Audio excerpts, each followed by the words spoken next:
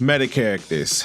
If you ever play any hero shooters like Overwatch or Valorant, or any MOBA games like League of Legends or Pokemon Unite, it was the most frequent topic of discussion. Every time the game gets season patch notes, you would constantly see some characters either get buffs or nerfs that they don't need. That would cause some discomfort and lead to heated discussions on why the said character either got buffed or nerfed when they didn't need it. This type of discussion also traveled into Marvel Rivals and their plethora of characters as well. First, I'll explain my part on meta characters in Rivals and create a productive discussion in comments whether you agree with me or not in this aspect. So to start off the conversation on a good note, I know for a fact that most of you guys do not like characters like Hela, Hawkeye, Mantis, Luna Snow, Psylocke, Hulk, and Jeff. I don't know why about Jeff though. Jeff is just a cute character. If you hate cute, adorable characters, I know you hate Sunshine of Happiness. I know you guys have your reasons for your extreme dislike or hate for these characters. Like Hela, for example, majority of you guys that has played against her, y'all hate how she can 2-tap headshot y'all. Her ult does splash damage and her E ability can stun you, therefore making it easier for her to headshot you. But when a good Hela player is on your team, everyone is just silent. Still, when it comes to hero bans, she's the first that both teams could be agreed on to be banned. Psylocke is another story, mainly because of how she can put pressure on your backline and her ult can one-shot even through a Mantis ult if she got damage boosted beforehand. Then we have other characters like Hulk, Hawkeye, Star-Lord, Mantis, Luna Snow. These characters either have good team abilities that can make other characters shine, or their abilities and ults can make other characters obsolete, especially if you're good at said characters. For example, you and your teammate are playing Luna and Mantis against a Spider-Man and he's jumping on y'all. You can sleep, then freeze a Spider-Man, then double head tap him and be on your way. Some people will just blame the character for either their wins or losses, but that's not the case. For example, you have a Hawkeye player on your team that is going negative, while another Hawkeye player on the enemy team is decimating your entire team. Marvel Rivals has a plethora of characters that are good in any crisis. It's just that most people don't want to take the time to learn. And that is why I would say it's not the character, it's the player. How most characters can shine to their fullest potential is mainly because of the player's ability and knowledge to try and understand their playstyle. Of course, most players will like to go to easier characters like Hela, Luna, Mantis because they're easy to play and they can make do with their playstyle. Don't get me wrong here, you can make any character good if you put in the time and effort to maximize the true potential. It's just that most people don't want to do that. Then we have harder characters like Spider-Man, Wolverine, Black Panther, Storm, Thor, and other characters I forget to mention that people don't play as often. Those characters test your abilities as a player and not a lot of people want to be tested like that.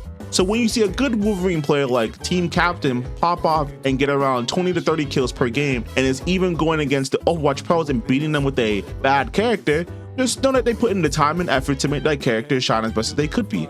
It has been known that most team up abilities have been making more characters viable than usual, like Iron Man for instance. It's just now that most people are realizing that if their team up partner gets banned, that character can still shine. I already knew that every character is good, but if you guys has ever thought that the character was super OP, in most cases, it's not the character, it's the team up.